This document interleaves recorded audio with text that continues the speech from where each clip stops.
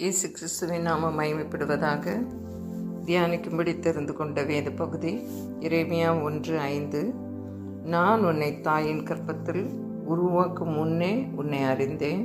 நீ கற்பத்திலிருந்து வெளிப்படும் முன்னே நான் உன்னை பரிசுத்தம் பண்ணி உன்னை ஜாதிகளுக்கு தீர்க்கதரிசியாக கட்டளையிட்டேன் என்று சொன்னார். கர்த்தர் இந்த இடத்துல எரேமியாவை நான் உன்னை தாயின் வயிற்றில் உருவாக்குறதற்கு முன்னாலேயே நான் உன்னை அறிந்தேன். நீ வெளிப்படும் முன்னையே நான் உன்னை பரிசுத்தம் பண்ணினேன். உன்னை ஜாதிகளுக்கு தீர்க்கதரிசியாக கட்டளையிட்டேன் என்று சொல்லி 3 காரியத்தை சொல்லுகிறத பார்க்கிறோம். நான் உன்னை அறிந்தேன் என்று சொல்லுகிறார். நான் உன்னை ஃபார்ம் பண்ணினேன். நான் உருவாக்குறதுக்கு முன்னாலேயே நான் உன்னை அறிந்தேன் என்று சொல்லுகிறார். அது ஆங்கிலத்தில் வாசிக்கிறேன். Before I formed you in the womb, I knew and approved of you as my chosen instrument, and before you were born, I separated and set you apart, consecrating you, and I appointed you as a prophet to the nations. இந்த இடத்துல அவரை ஆண்டவர் அறிந்தேன், நான் உன்னை முன்கூட்டியே நான் அறிந்தேன், நீ என்னால் தெரிந்து கொள்ளப்பட்டவன் என்று சொல்லி, நீ பிறப்பதற்கு முன்பதாகவே, நீ உருவாகிறதுக்கு முன்னாலேயே நான் உன்னை பரிசுத்தம் பண்ணினேன். நான் உன்னை எனக்காக பிரத்யேகப்படுத்தி விட்டேன். I separated you and set you apart, consecrating you. நான் உன்னை பிரித்தெடுத்தேன் என்று சொல்லுகிறார். நான் உன்னை அப்பாயிண்ட் பண்ணியிருக்கிறேன், தீர்க்கதரிசியாக, ஜாதிகளுக்கு தீர்க்கதரிசியாக கட்டளையிட்டேன் என்று சொன்னார். அறிந்தேன் என்று சொல்லுகிற இந்த வார்த்தை, எபிரேய வார்த்தை, ஆதியாகமம் 18:19 கூட அறிந்திருக்கிறேன், அறிந்து கொண்டேன் என்று மொழிபெயர்க்கப்பட்டிருக்கிறது. இங்கேயும் அதே அர்த்தம் கொள்ளலாம். கர்த்தர் ஆபிரகாமுக்கு சொன்னதை நிறைவேற்றும்படியாக அவன் தன் பிள்ளைகளுக்கும் தனக்கு பின்வரும் தன் வீட்டாருக்கும் நீங்கள் நீதியும் நியாயத்தையும் செய்து கர்த்தருடைய வழியை காத்து நடவுங்கள் என்று கட்டளையிடுவான் என்பதை அறிந்திருக்கிறேன் என்றார். இந்த 2 இடத்துலையுமே அறிந்தேன் என்று சொல்லுவதும், எரேமியாவில் ஆதியாகமத்தில் அறிந்திருக்கிறேன் என்ற வார்த்தையும் ஒன்று போல, அது எபிரேய வார்த்தை, ஒன்று போல அது காணப்படுகிறது. அவன் கட்டளையிடுவான் என்பதை நானே அறிந்திருக்கிறேன், நான் உன்னை முன்கூட்டியே அறிந்தேன் என்று சொல்லுகிறார். உம்முடைய கரங்கள் என்னை உண்டாக்கிற்று, என்னை உருவாக்கிற்று என்று சொல்லுகிறார். கர்த்தர் இந்த நாளிலும் கூட உங்களோடு பேசுகிற காரியம், எரேமியா பிறப்பதற்கு முன்பதாகவே தேவனுடைய ஊழியனாய் இருப்பதற்கு தேவனுடைய திட்டத்தின்படி எரேமியா தேர்ந்தெடுக்கப்பட்டிருந்தார். அதனால தான் பரிசுத்தம் பண்ணி, நான் உன்னை பரிசுத்தம் பண்ணி என்று அந்த வேற வார்த்தையை பார்க்கிறோம். நான் உன்னை பரிசுத்தம் பண்ணினேன் என்று சொல்லுகிறார். பிறப்பதற்கு முன்பதாகவே நான் உன்னை குறித்து அந்த என்னுடைய திட்டத்தின்படி நான் உன்னை தேர்ந்தெடுத்து விட்டேன், நான் உன்னை பரிசுத்தம் பண்ணினேன் என்று சொல்லுகிறார். இதே போல பவுலும் கூட கலாத்தியர் 1:15 நான் என் தாயின் வயிற்றில் இருந்தது முதல் என்னை பிரித்தெடுத்து தம்முடைய கிருபையினால் அழைத்த தேவன் என்று சொல்லுகிறார். அவரும் அதுதான் சொல்லுகிறார். என்னை பிரித்தெடுத்தார், தம்முடைய கிருபையினாலே தம்முடைய ஊழியத்திற்கு என்னை அழைத்தார் என்று சொல்லி, கர்த்தருக்கு முன்பதாக நானும் அதை சாட்சியாக அறிவிக்க முடியும். கர்த்தரை மகிமைப்படுத்துகிறேன். கர்த்தர் பிரித்தெடுத்தார், தெரிந்தெடுத்தார், நான் உன்னை அறிந்தேன் என்று சொல்லி கர்த்தர் அந்த அழைப்பை மேலே வைத்தார். உன்னை ஜாதிகளுக்கு தீர்க்கதரிசியாக கட்டளையிட்டேன் என்று சொன்னார். ஆதலால் எரேமியாவை பார்த்து மீண்டும் கர்த்தர் சொல்கிறதாவது 7 முதல் 9 வரையிலும் பார்க்கிறோம். ஆதலால் நீ சிறு பிள்ளை என்று நீ சொல்லாதே, நான் உன்னை அனுப்புகிற எல்லாரிடத்திலும் நீ போய் நான் உனக்கு கட்டளையிடுகிறவைகளை எல்லாம் நீ பேசுவாயாக. நீ அவர்களுக்கு பயப்பட வேண்டாம், நான் உன்னோடு கூட இருக்கிறேன் என்று சொல்லி தமது கரத்தை நீட்டி எரேமியாவின் வாயை தொட்டு, இதோ என் வார்த்தைகளை உன் வாயிலே வைக்கிறேன் என்று சொல்லி வைத்தார். அதே போல அந்த வார்த்தையை நான் தீவிரமாய் நிறைவேற்றுவேன் என்று சொல்லியும் ஆண்டவர் என்னென்ன தீர்க்க தரிசன வார்த்தைகளை அவன் வாயிலே வைத்தாரோ அதையெல்லாம் நான் நிறைவேற்றுவேன் என்று சொல்லியும் சொன்னார். இந்த இடத்துல இஸ்ரவேல் ஜனங்கள் தேவனை அறியாத ஜனங்களாய், விசுவாசிக்காத ஜனங்களாய் இருந்த போதிலும் கூட கர்த்தர் தம்முடைய வார்த்தையை நிறைவேற்றுவேன் என்று சொன்னார். நிறைவேற்ற மாட்டார் என்று எரேமியா பயப்படக்கூடாது என்பதற்காகத்தான், நீ பயப்படாதே, நான் உன்னோடு கூட இருக்கிறேன் என்று சொன்னார். இதுதான் எரேமியாவுக்கு தேவன் கொடுத்த முதல் செய்தி, தீர்க்க தரிசன செய்தி. தீர்க்க தரிசியாக நியமிக்கப்பட்ட பின்பு அவனை பலப்படுத்தும்படியாக வந்த செய்தி இதுதான்.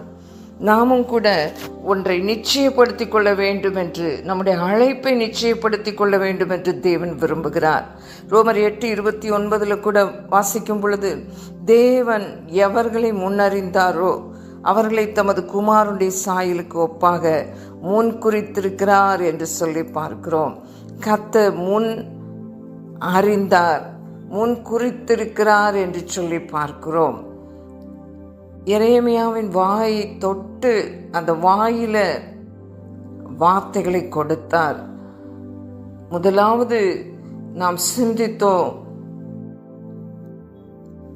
நான் உன்னை அறிந்தேன், நீ என்னால் தெரிந்து கொள்ளப்பட்ட ஒரு சோசன் இன்ஸ்ட்ருமெண்ட், நீ பிறக்கிறதற்கு முன்பதாகவே நான் உன்னை பரிசுத்தம் பண்ணினேன், உன்னை பிரித்து எடுத்தேன் என்று சொல்லுகிறார்.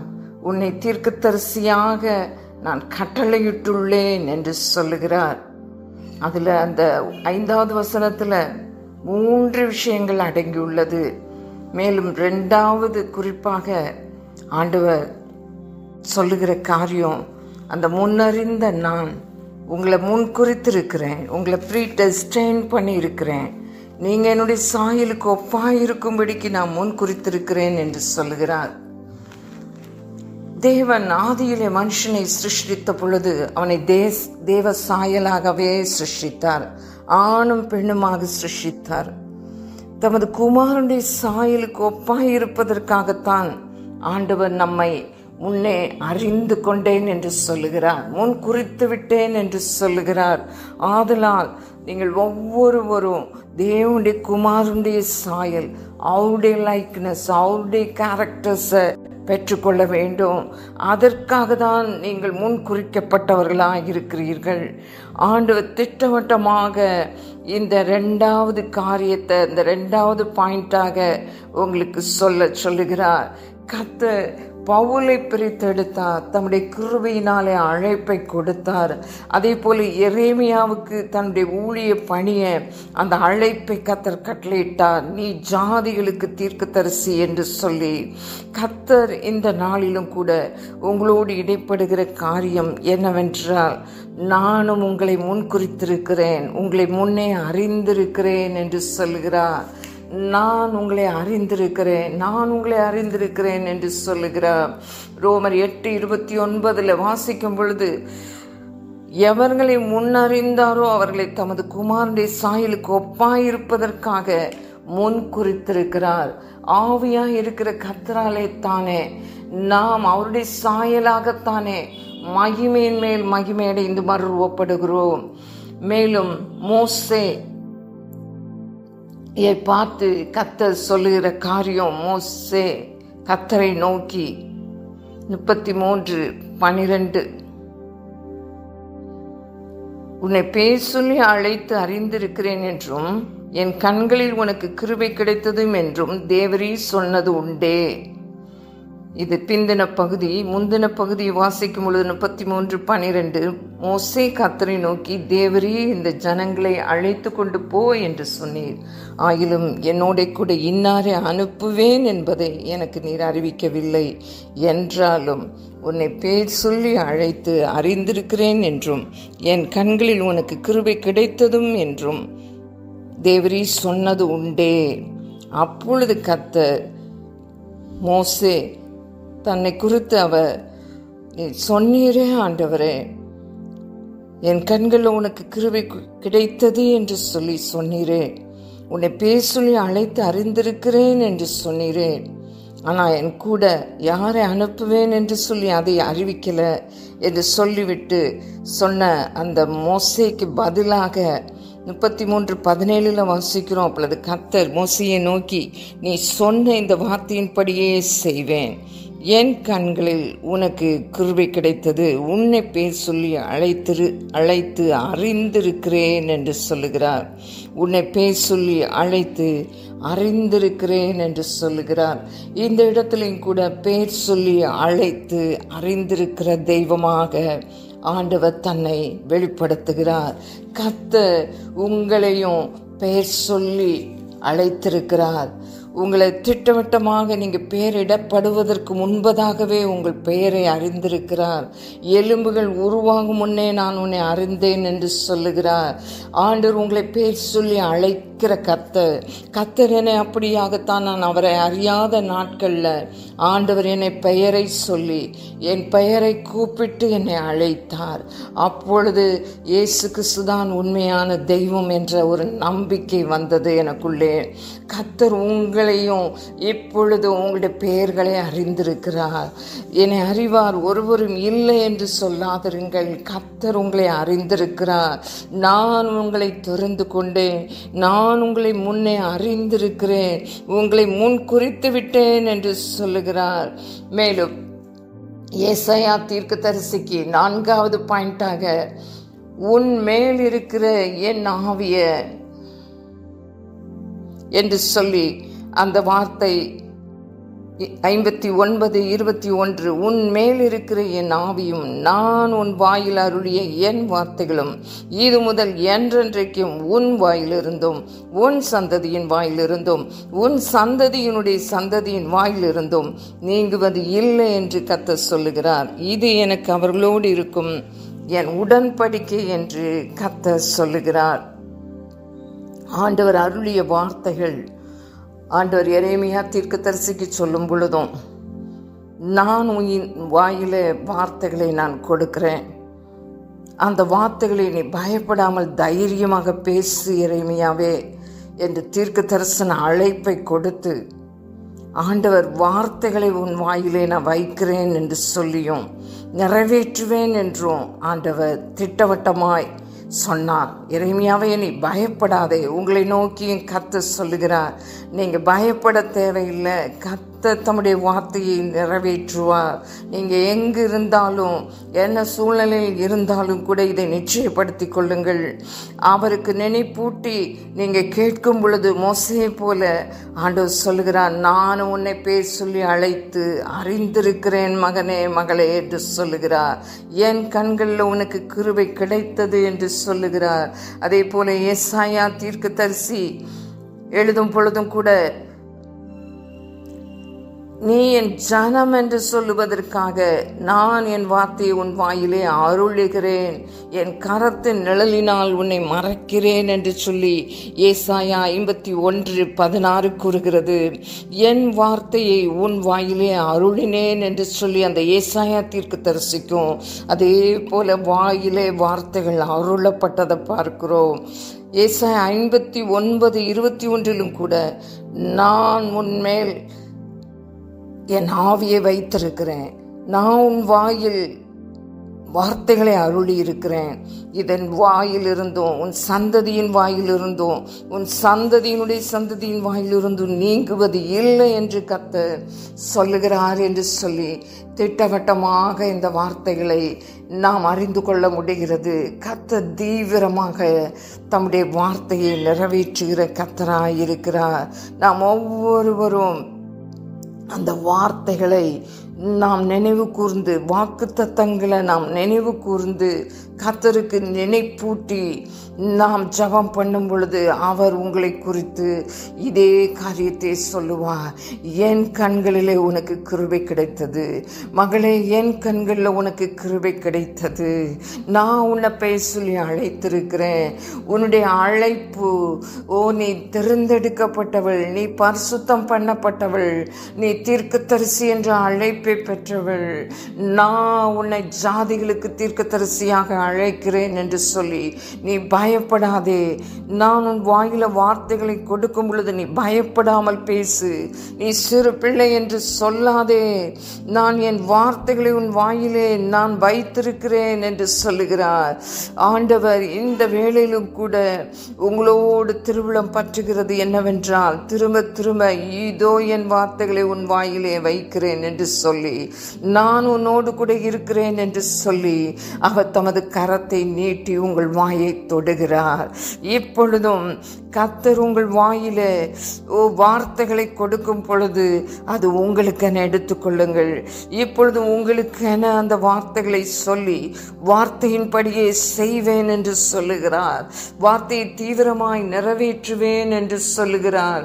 எந்த சூழ்நிலையில் இருந்தாலும் கூட ஆண்டவர் தம்முடைய வார்த்தையை, குணமாக்கும் வார்த்தையை, விடுவிக்கிற வார்த்தையை உங்கள் வாயிலே அருளி செய்யும் பொழுது நிச்சயமாக அந்த வார்த்தை தீவிரமாய் நிறைவேற்றப்படுகிறது. வார்த்தைக்குள்ளே ஜீவன் இருக்கிறது, வல்லமை இருக்கிறது. அது கணுக்களுக்குள்ளே, திசுக்களுக்குள்ளே அது பாய்ந்து செல்கிறது.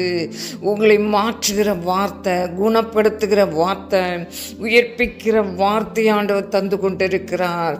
இப்பொழுது உங்களுடைய அழைப்பை ஆண்டவர் இப்பொழுதும் உறுதிப்படுத்தும்படிக்கு விரும்புகிறார். ஆண்டுடைய சாயலுக்கு ஒப்பாயிருக்கும் படிக்கு, அவரை பிரதிபலிக்கும்படிக்கு உங்களை காண்கிறவர்கள் அவரை காண்பார்கள். ஆதலால் ஆண்டுடைய சாயலோடு நீங்க வாழுவதுதான் மிகவும் முக்கியமான தேவை. அதை புரிந்து கொண்டவர்களாக ஆண்டுடைய சாயலால் நீங்க இப்பொழுதும் நிரம்புங்கள். ஆண்டுடைய குணாதிசயங்களால் நிரம்புங்கள் என்று சொல்லுகிறார். இப்பொழுதே நான் உன்னை அறிந்திருக்கிறேன், நான் உன்னை அறிந்திருக்கிறேன். என்னுடைய கரம் உன்மேல காணப்படுகிறது, என் ஆவியை உன்மேல வைத்திருக்கிறேன், என் வார்த்தைகளை உனக்கு அருளி செய்கிறேன், என் வார்த்தைகளை உன் வாயிலே வைத்து நீ என் மகன் என்று சொல்லுவதற்காக நான் அம்பரா தூணியிலே உன்னை மூடி வைத்துள்ளேன், என் கரத்து நிழலினாலே உன்னை மூடி இருக்கிறேன் என்று சொல்லுகிறார். நீ பயப்பட வேண்டாம், நீ பயப்பட வேண்டாம். நான் உன்னை மறைத்து வைத்துள்ளேன். என் வார்த்தைகளை நீ அறிவி, என் வார்த்தைகளை நீ பேசு. அது தீர்க்க தரிசன வார்த்தைகள். அந்த தீர்க்க தரிசன வார்த்தைகள் உன்னிலே அபரிமிதமாய் இனி உள்ள நாட்களில் புறப்பட்டு வரப்போகிறது. அற்புதமான வார்த்தைகளை நீ வெளிப்படுத்துவாய். உன் வாயில் என் வார்த்தைகளை அருளி செய்வேன். அந்த வார்த்தைகள் உண்மையுள்ள வார்த்தைகள், அந்த வார்த்தைகள் தீர்க்க தரிசன வார்த்தைகள், அந்த வார்த்தைகள் என்னாலே ஏவப்பட்டு பேசப்படுகிற வார்த்தைகள். தீர்க்க தரிசன மனிதர்கள் ஒவ்வொருவரும் ஆவியினாலே ஏவப்பட்டு பேசினார்கள். அதுபோல நீ ஆவியினாலே ஏவப்பட்டு பேசுகிற தீர்க்க தரிசன வார்த்தை நிறைவேறும், அற்புதத்தை நடப்பிக்கும். ஸ்தோத்திரம் தகப்பனே. இந்த ஜெப வேளையிலும் கூட நான் உன்னை அறிந்திருக்கிறேன் என்று சொல்லி, அப்பா, இந்த வேளையிலும் கூட உன் கண்களில் எனக்கு கிருபை கிடைத்தது, உன்னை நான் பெயர் சொல்லி அழைத்து அறிந்திருக்கிறேன் என்று சொல்லி, வார்த்தையை நான் நிறைவேற்றுவேன் என்று சொல்லி, என் வார்த்தைகளை இதோ உன் வாயில நான் வைக்கிறேன் என்று சொல்லி, ஆண்டவருடைய வார்த்தைகளை கொடுக்கிறதற்காக நன்றி. கொடுத்தபடினாலே ஸ்தோத்திரம். நான் உனக்கு கட்டளையிடுகிறவைகளை எல்லாம் நீ பேசுவாயாக என்று சொல்லி பலப்படுத்துகிறதற்காக நன்றி. ஆபிரகாம் கர்த்தருடைய வழியை காத்து நடவுங்கள் என்று கட்டளையிடுவான் என்பதை நான் அறிந்திருக்கிறேன் என்று சொல்லி ஆபிரகாமை குறித்து தீர்க்க தரிசனமாய் நீ சொன்னேன். ஆபிரகாமுக்கு சொன்னதை நிறைவேற்றும்படியாக அவன் தன் பிள்ளைகளுக்கும் பின்வரும் அவர்கள் வீட்டாருக்கும் அவன் வழியை காத்து நடவுங்கள் என்று கட்டளையிடுவான் என்று, அதுபோல ஜாதிகளுக்கு தீர்க்க தரிசியாக எரேமியாவை கட்டளையிட்டு நீர் எரேமியாவை தெரிந்து கொண்டீரப்பா. ஆபிரகாமை குறித்து அப்படி ஒரு தீர்க்கதரிசியாக நான் அவனை குறித்து அறிந்திருக்கிறேன். அவன் வழிகளை கட்டளையிடுவான், காத்து நடவுங்கள் என்று அறிவிப்பான் என்று சொல்லி என் வார்த்தைகள் சொன்ன வார்த்தைகளை ஆபிரகாமுக்கு சொன்னவைகளை நிறைவேற்றும்படியாக, அதே போல எரேமியாவுக்கு சொல்லப்பட்ட எரேமியா மூலம் சொல்லப்பட்ட வார்த்தைகள் எல்லாம் தீவிரமாய் நிறைவேறும் என்றும் திருவிழம் பற்றினது போல இப்பொழுது உங்களுடைய பிள்ளைகள் வாழ்க்கையில் ஆண்டவரே வாக்குத்தத்தங்கள் ஒவ்வொன்றும் வார்த்தைகள் ஒவ்வொன்றும் நிபந்தனைக்குட்பட்டதாக இருக்கிறபடினால ஒவ்வொருவரும் அந்த வாக்குத்தத்தங்கள் நிறைவேறுவதற்கு கேட்கட்டும் அப்பா. வாக்குத்தத்தங்கள் பண்ணினவர் உண்மையுள்ளவர், உறுதிப்படுத்தி கொள்ளட்டும், நிச்சயப்படுத்தி கொள்ளட்டும், அழைப்பை கண்டுபிடிக்கட்டும், தெரிந்து கொள்ளட்டும்.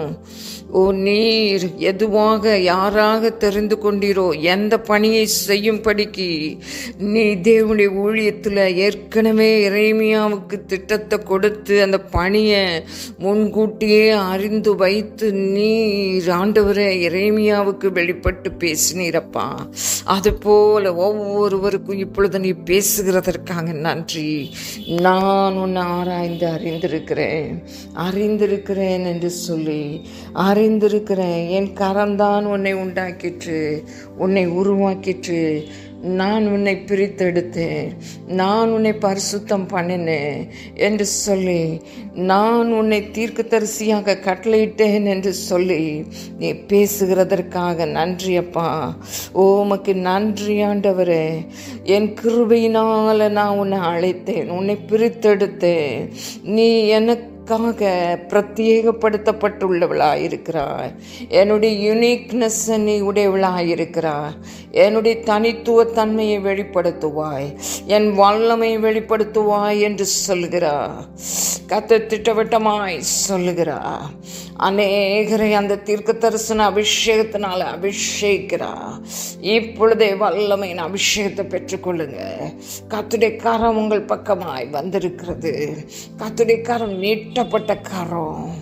அவருடைய வார்த்தைகள் நன்மை செய்கிற வார்த்தைகள்.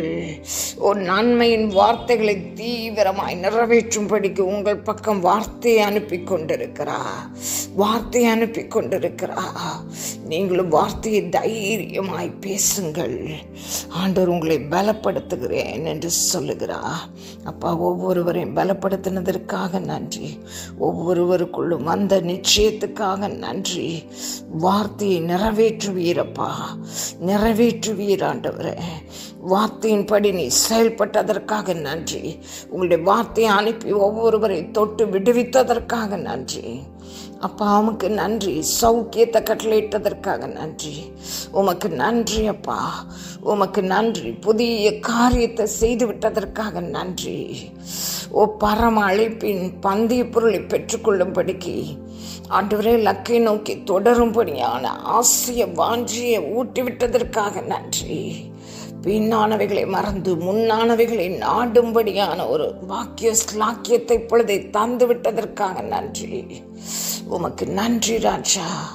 முந்தினவைகளை நினைக்க வேண்டாம், அபூர்வமானதை சிந்திக்க வேண்டாம். இதோ புதிய காரியத்தை செய்கிறேன் என்று சொல்லி புதிய காரியத்தை அவங்களுடைய ஆவிக்குரிய வாழ்வில், சரீரத்துக்கு அடுத்த வாழ்வில், சுகத்துக்கு அடுத்த வாழ்வில் நீர் இப்பொழுதே அற்புதத்தை நடப்பித்ததற்காக நன்றி. சகல துதி கன மகிமை ஆவியுமக்கு செலுத்துகிறோம். இயேசுவின் நாமத்தில் பிதாவே, ஆமென்.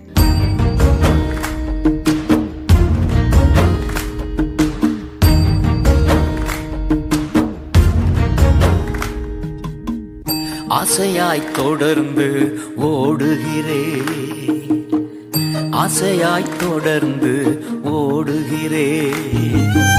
எதற்காக பிடித்தாரோ அதை நான் தெளித்துக் கொள்ள ஆசையாய் தொடர்ந்து ஓடுகிறேன். எதற்காக பிடித்தாரோ அதை நான் தெளித்துக் கொள்ள ஆசையாய் தொடர்ந்து ஓடுகிறேன்.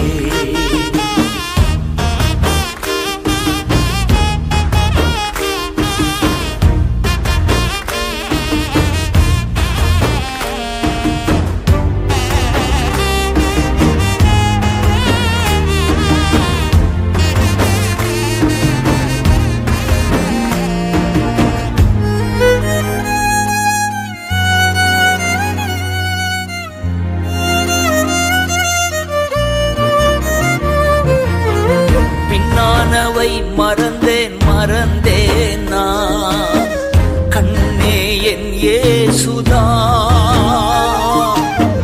பின்னானவை மறந்தேன் மறந்தேன் நான், கண்முன்னே என் இயேசுதான். பரமன் அழைத்தாரே அந்த பந்தய பொருளுக்கா, பரமன் அழைத்தாரே அந்த பந்தய பொருளுக்கா, லக்கை நோக்கி ஓடுகிறேன், லக்கை நோக்கி ஓடுகிறேன். எதற்காய் அழைத்தாரோ அதை நான் செய்து முடிக்க, எதற்காய் அழைத்தாரோ அதை நான் செய்து முடிக்க ஆசையாய் தொடர்ந்து ஓடுகிறேன்.